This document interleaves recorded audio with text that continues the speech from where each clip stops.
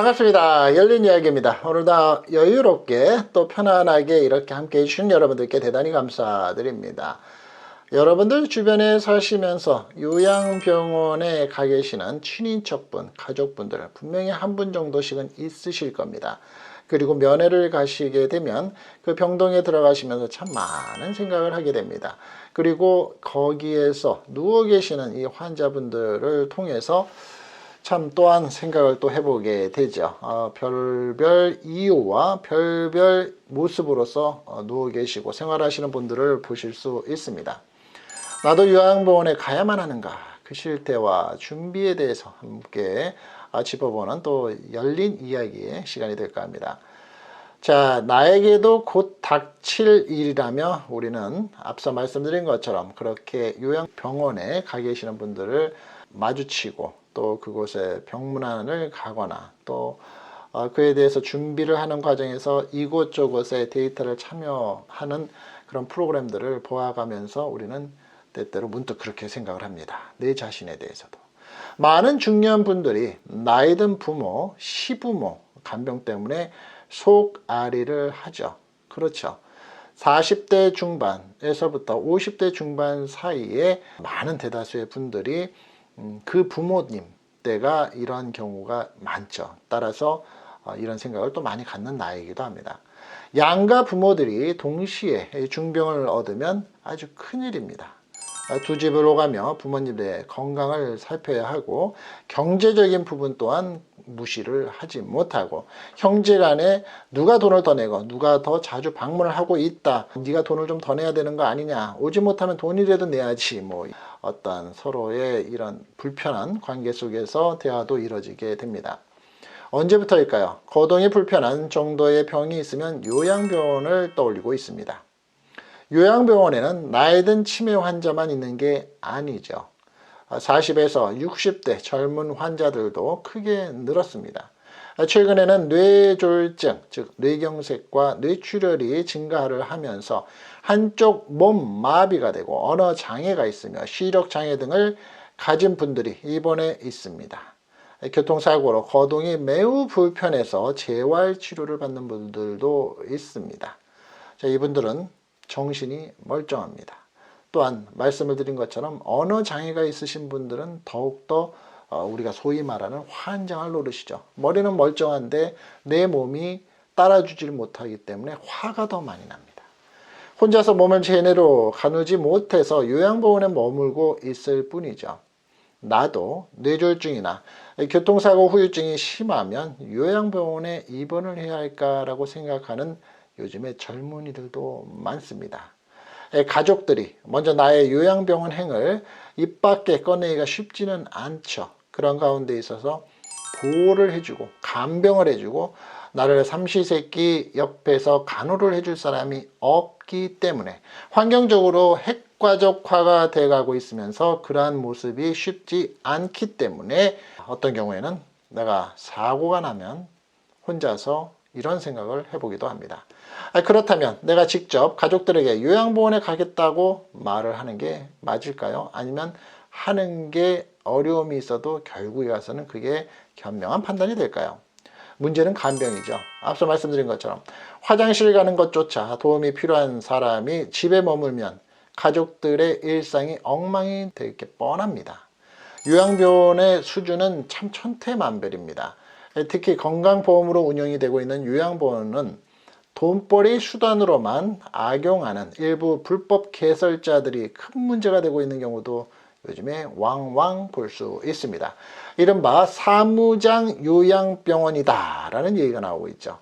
이들은 의사 등 의료인만 운영할 수 있는 요양병원을 명의만 빌려서 개설한 사업가들이죠. 소위 말하는 순수 비즈니스맨들입니다. 들어간 투자금을 회수하기 위해서 온갖 방법을 동원하는 경영인일 뿐 환자의 안전, 환자의 의료, 또 환자의 회복, 또 편안함 이런 것들을 생각하는 것은 안중에도 없습니다. 국민건강보험공단에 따르면 불법 개설된 요양병원이 빼돌린 돈이 무려 1조 7,334억 원이나 된다라고 하네요. 국민건강보험공단에서 이것을 조사해서 공식적으로 나온 금액만 이러니 안 나온 금액은 어마어마하게 많죠. 하지만 되찾은 돈은 6.79%에 불과하다고 합니다. 불법 개설자들은 우리가 내고 있는 세금으로 호화 생활을 하면서 교묘하게 재산까지 은닉해서 징수에 어려움을 겪고 있다고 합니다. 건강보험의 재정 누수의 주요 원인이 바로 이 불법 요양병원이다라는 겁니다.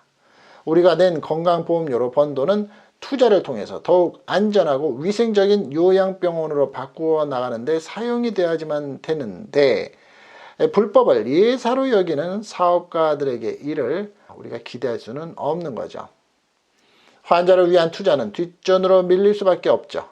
재활을 위해서 입원을 했다가 오히려 다른 병을 얻어서 생명이 위태롭게 될 수도 있는 겁니다.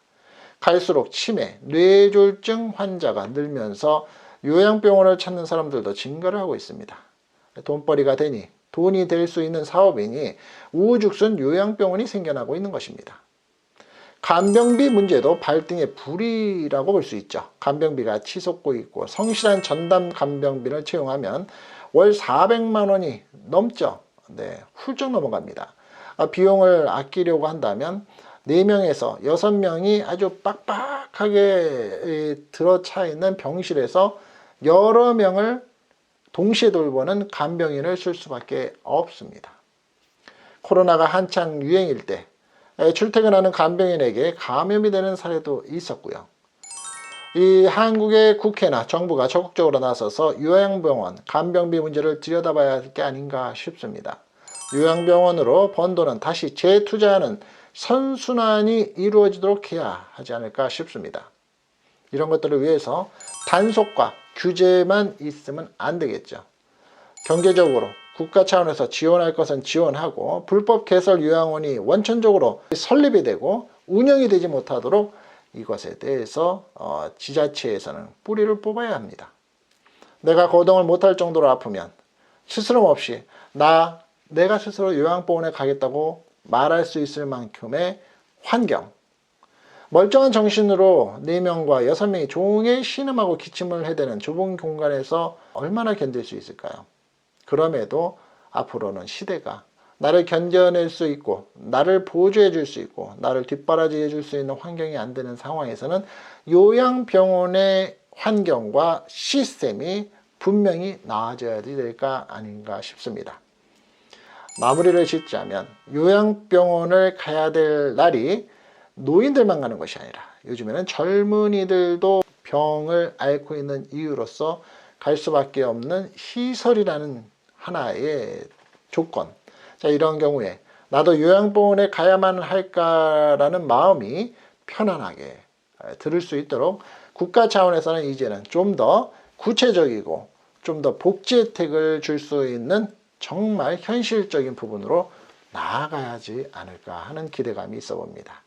그리고 현재 주변에서 요양병원을 다니시고 또 병문안을 다니시고 계시는 분들 힘내십시오.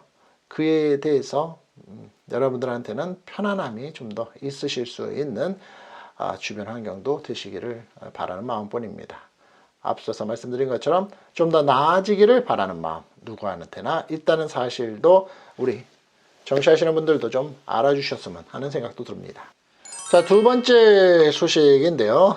미국에서도 주목하고 있는 한국의 노인 고독사라는 내용으로서 또 함께 해볼까 합니다.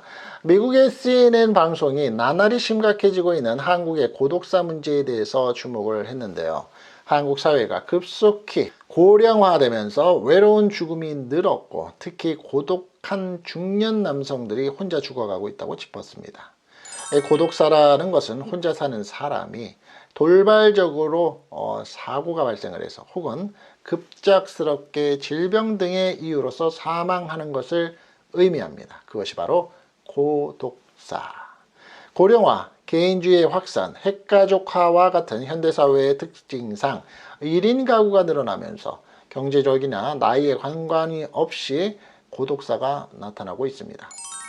가족이나 이웃이 있으나 본인 외에 사람이 없을 때 절명하게 된 경우와 가족이나 지인이 없이 완전히 혼자 살다가 사망한 무연고자 사망자의 경우 모두가 고독사에 해당이 됩니다. 결국에 와서는 그 주변 사람들을 보면 이 두 가지의 이유, 즉 가족이 왕따를 시켜서 마지막에 생이가 돼서 살다가 세상을 떠나는 고독사와 정말 내 주변에는 아무도 없는 사람인 경우의 고독사, 두 가지가 다 불운하죠. 19일 CNN에 따르면 한국은 국가의 인구학적 위기, 사회복지의 격차, 빈곤 및 사회적 고립 등으로 인해서 최근에 10년 사이에 고독사 발생 건수가 늘면서 이것이 사회적 문제로 대두가 되고 있으며 코로나19의 대유행 이후에 더욱 두드러지게 나타나고 있다라고 얘기를 하고 있습니다. 보건복지부에 따르면 2021년 한국 내 고독사의 사망자 수가 무려 3,378명으로서 2017년 2,412명보다 크게 증가를 했다고 합니다. 남성의 고독사의 건수는 여성보다 5.3배가 많은 것으로 집계가 됐고요. 지난해 고독사의 사망자는 60%는 50에서 60대였으며 40에서 70대도 상당수였다고 CNN은 전하고 있습니다. 20에서 30대 사망자의 비율은 6에서 8%를 차지했고요. CNN은 고독사의 의미를 설명하면서 한국어 발음으로 그대로 로마자로 옮긴 고독사라고 GODOKSA로 표현을 했습니다. 그러면서 고독사를 영어로 외로운 죽음, lonely death라고 번역을 했습니다. 한국의 악명 높은 주거 형태도 문제점으로 꼽고 있는데요. 서울과 같은 주요 도시의 집값이 너무 비싸서 비교적 저렴한 반지하나 쪽방 등에서 거주하는 이들이 많고, 이러한 선택지는 생활 조건의 열악한 환경이 될 뿐만이 아니라 고립의 위험을 높이고 있다는 것입니다. CNN은 반지하와 쪽방도 한국 발음 그대로 반지하, 쪽방으로 표기를 했습니다. 올해 여름에 일가족이 기록적인 폭우로 침수된 반지하에 갇혀 사망을 했다는 사건도 함께 전했고요. 그러면 이 고독사가 앞서 말씀드린 것처럼 노인들한테만 있을까요? 절대 그렇지 않습니다. 청년을 짚어보면 직장과 학업을 위해서 시험 준비하는 과정에서, 취업과 실업으로 인한 스트레스에서, 사회적으로 직장이나 취업을 할 수 없기 때문에 체념을 하면서 고독사가 이어진다고 합니다. 자, 그렇다면 중장년층은 실직을 하면서 나도 모르게 잘리는 거죠. 은퇴를 조기 퇴직하면서 아니면 파산을 하면서 사업을 하시는 분들은요, 실질적으로 은퇴를 한 이후에 생활고에 시달리면서, 또한 소외감, 그렇게 실질적인 은퇴가 아닌 연령에 실직을 당하면서 소외감 및 우울감이 생기면서 이혼 등으로 인한 가족관계의 단절로 인해서, 또한 여러 가지 질병, 당뇨, 혈압, 심장질환과 같은 만성질환을 가지고 있으면서, 또한 이렇게 살다 보니까 난 인생 헛살은 것 같아, 대인관계 나는 정말 실패한 것 같아 라면서 대인관계 기피 및 거부가 발생을 하면서 알코올, 즉 술을 많이 먹으면서 발생을 한다고 합니다. 그러면 나이가 들어서 7, 80대가 이후가 되는 경우에는 각종 심장질환과 이 뇌 쪽에 관련되어 있는 치매, 또 중풍, 이런 것들의 질환 및 질병의 실질적인 스트레스로 인해서, 또한 둘이 동반자로 이렇게 살고 있다가 어느 날 갑자기 사별을 할 때, 상대가 어느 날 갑자기 세상을 떠났을 때, 경제적인 빈곤, 늙어서까지 남한테 돈을 빌려야 되는 그러한 심정 때문에 이런 생활에 따라서 고령자가 고독사가 많다고 합니다.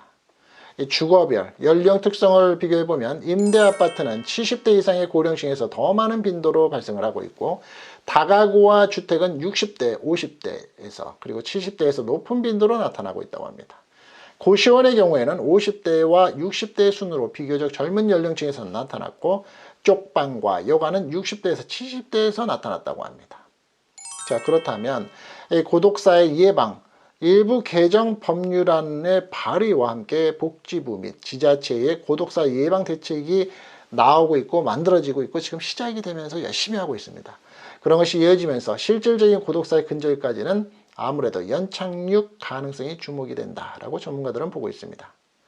지난 2021년 4월에 고독사 예방 및 관리에 관한 법률이 최초로 마련이 되기도 했습니다.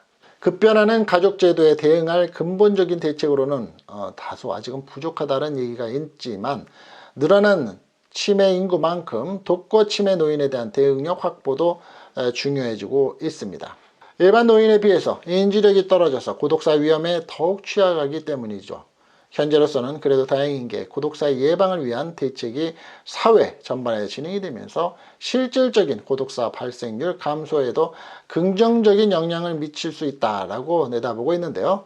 아무쪼록 이제는 고독사라는 단어가 더 자주 발생을 할 수밖에 없는 사회 구조적인 노인 인구층의 증가, 또 젊은이들이 결혼을 기피하는 현상, 그리고 소가족이라는 부분에 있어서 남일이 아닐 이런 부분에 대해서 앞으로 정부의 지원, 정부의 각종 프로그램, 또 즐겁게 생활할 수 있는 우리들의 환경이 진행되기를 기대해 봅니다. 자, 오늘도 준비한 여러분들과 함께 할 시간에 열린 이야기 내용은 여기까지 준비를 했습니다. 조금 도움이 되셨습니까? 다소 긍정적이지 못하고 또 밝지 못한 주제이긴 하지만 우리가 꼭 한 번쯤은 짚어봐야 될 내용들 함께 했습니다. 건강하시고요. 다음 시간에 또 찾아뵙겠습니다. 열린 이야기였습니다. 감사합니다.